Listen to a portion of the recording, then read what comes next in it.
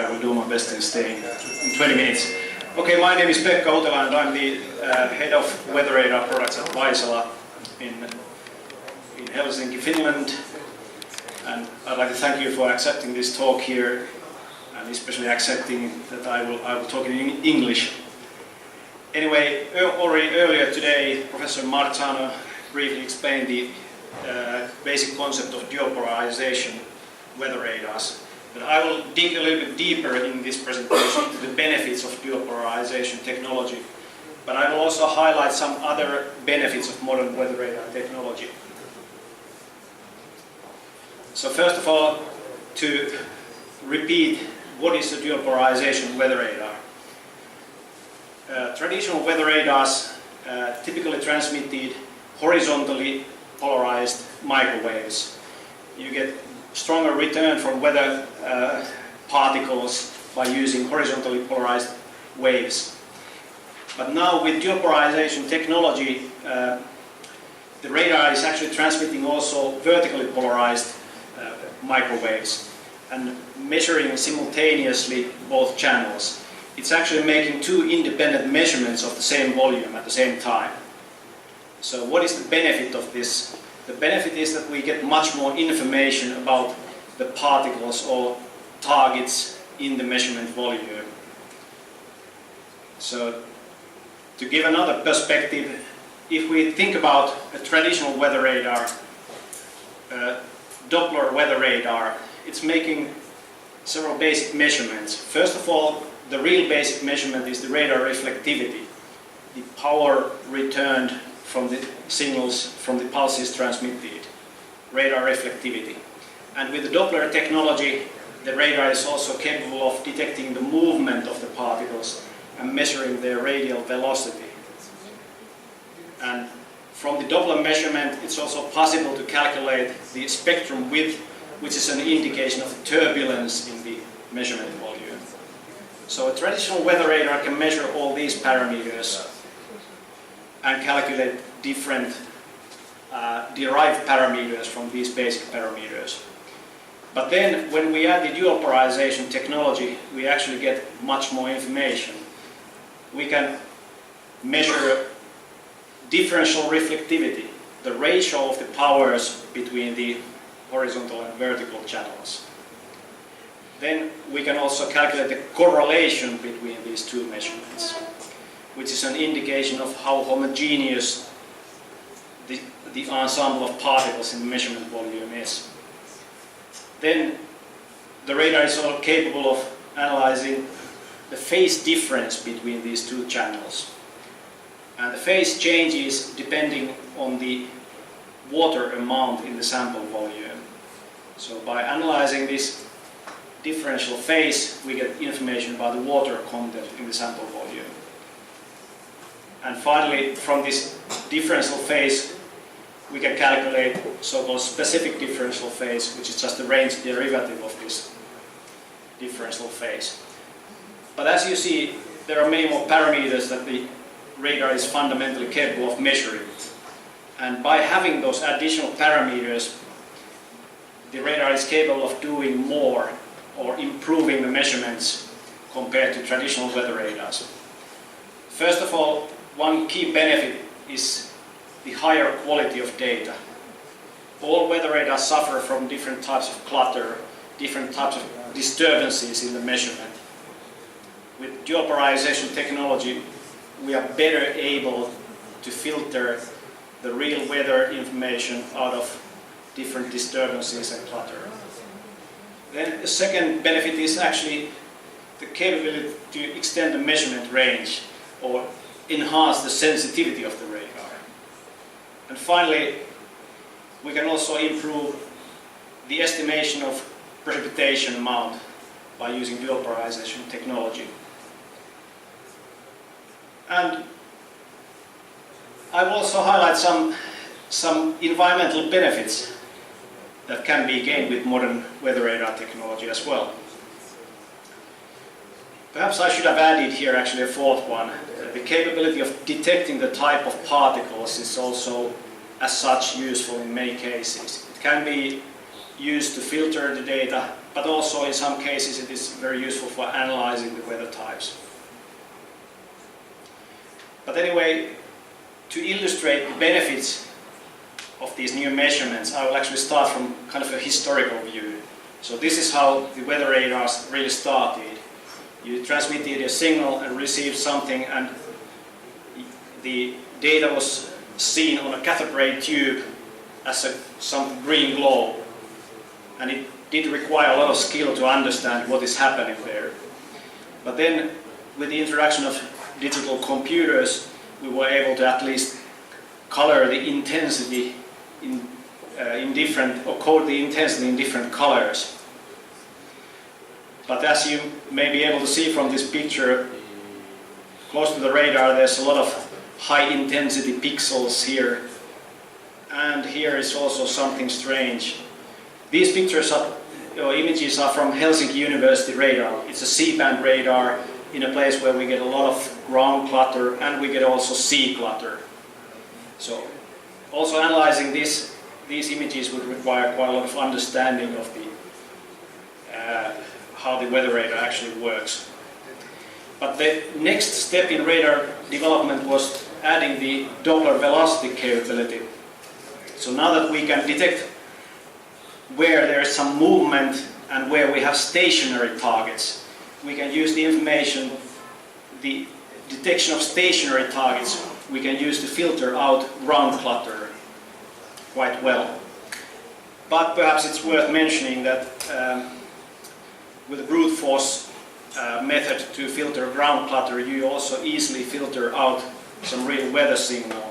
So for instance, we have developed this method called GMAP to filter out ground clutter while trying to preserve as much as possible of the real weather measurement signal. And the result is that we can remove a significant amount of the ground clutter here compared to this image.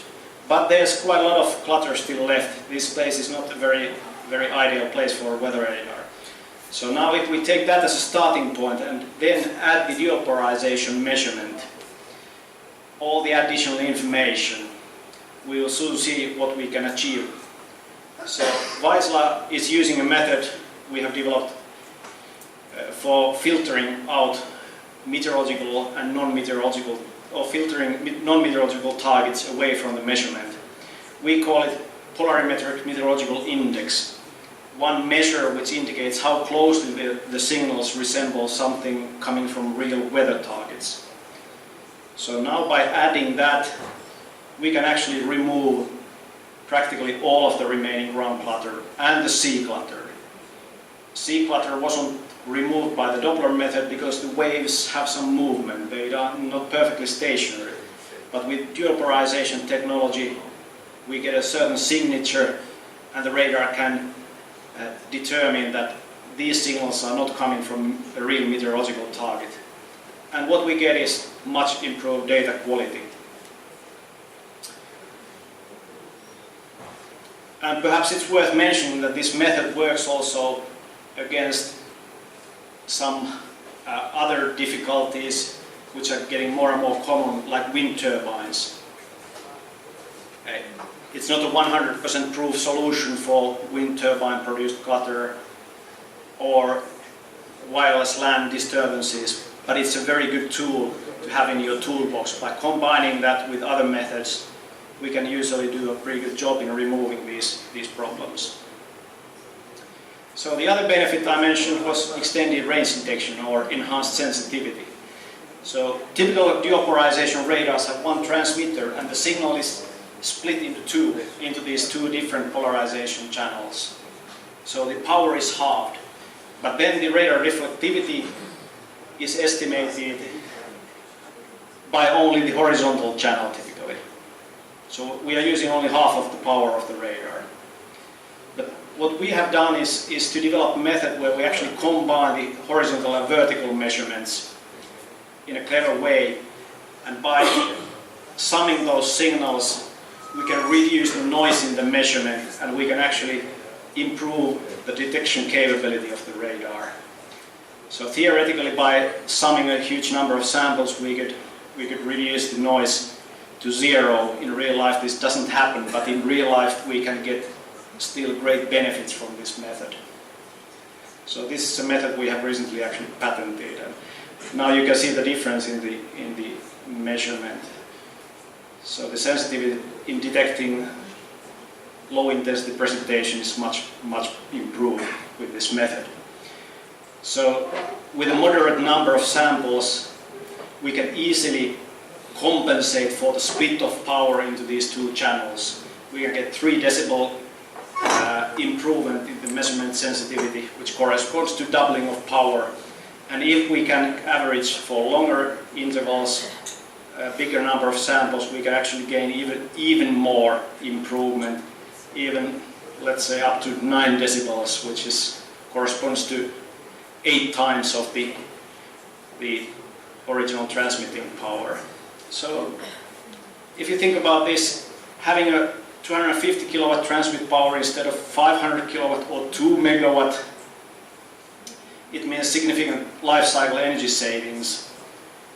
The radar transmitter consumes less electricity, it generates less waste heat that has to be removed by air conditioning or cooling equipment. And besides, the spare parts for lower power transmitter are also lower in cost. But with this clever method we can actually achieve similar results as with a higher power transmitter. Finally, the improvements in precipitation estimation. As I mentioned, the phase difference between the channels is very sensitive to liquid water content in the measurement. So here in this image you see estimation of precipitation intensity, whereas the other image here shows the differential phase in the measurement. And in these areas the phase is changing very rapidly between the channels, corresponding to areas where there is high intensity of rain. So by using that method we are much better able to estimate the true intensity of precipitation. But once again, the phase difference, I'm calculating the specific differential phase from that. It's not without its problems. You also have to have some fairly intelligent algorithms to use that. It becomes easily a very noisy measurement and you can produce some poor results with that as well. So we are using a method developed at the Colorado State University. They have patented that and we licensed that method. So to repeat, especially in heavy precipitation, this specific differential phase or KDB based method works really well. It's a good method as it's insensitive to signal attenuation. And also if there's any calibration errors in the radar or calibration drift, it's insensitive because it's a differential measurement. So with this you can get much better, higher accuracy measurements of real precipitation and make correct decisions based on the measurement. Finally, this differential phase measurements allows us to also correct for attenuation in reflectivity measurement. It's very useful capability for the radar. Okay, now I've talked a lot about the algorithms that you can use to process the duopolarization data, but you don't get high quality duopolarization data only with good algorithms. You need to have good radar hardware as well. And nowadays, with modern digital receivers, it is reasonably easy to get good quality measurements. But one area which sometimes gets neglected is the antenna itself.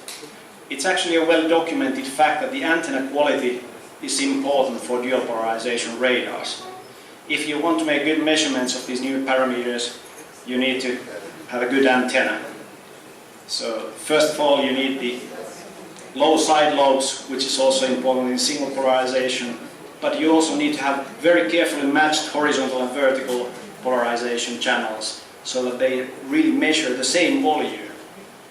This is not self-evident. And then again, you need to have good isolation between those two measurements so that they are truly independent.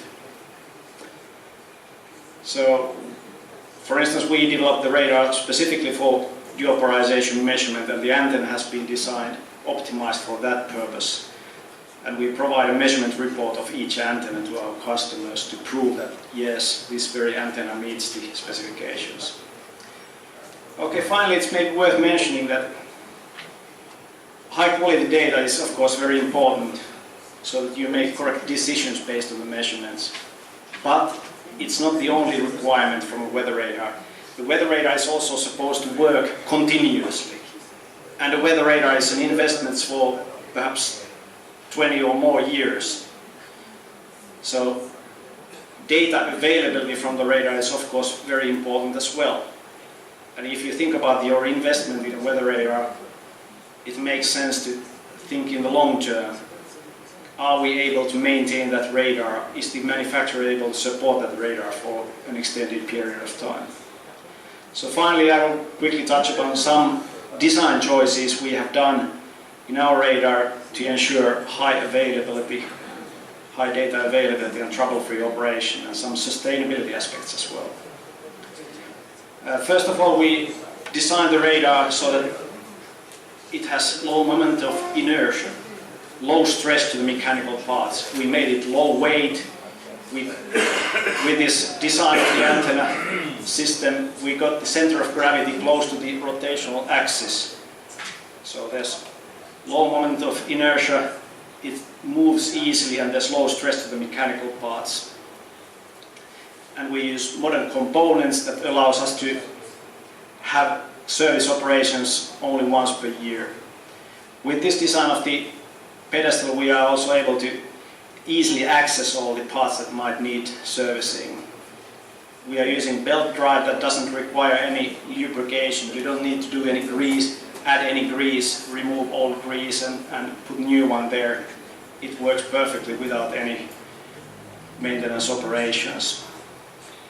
And there's no waste generated by the old grease. And with this design, even if you had to change the main bearing of the whole antenna assembly, you wouldn't need to lift the antenna up. So all the maintenance operations are really easy to access. So here's a reminder that no waste generated by the used lubricants in the moving parts. Finally, there's also lightning protection, which is very important in the radars. The radars do get hit by lightning, so all the parts in the system have to be well isolated. And in the radar, detailed built-in test equipment or diagnostic systems allow to make remotely detailed diagnostics of the radar. Integrated UPS, the possibility to remotely reset the radar, and a highly reliable Linux operating system are also features that contribute to the high availability of the radar. So thanks to having a detailed built-in test equipment, detailed diagnostics, it's actually possible to do a lot of troubleshooting remotely, and we can reduce the number of site visits. So to conclude, I think there are three things that should be remembered about polarization weather radars. Well, first of all, there's a possibility to get very much improved data quality, measurement quality with these radars. And that's expected by the data users, I believe.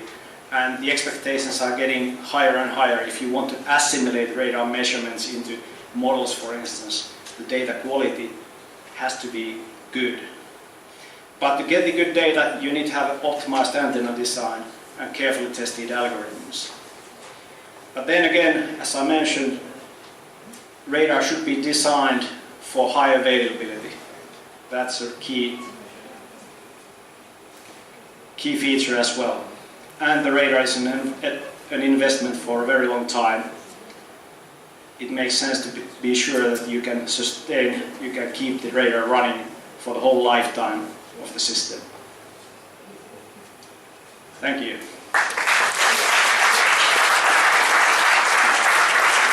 Thank you, Mr. Utela.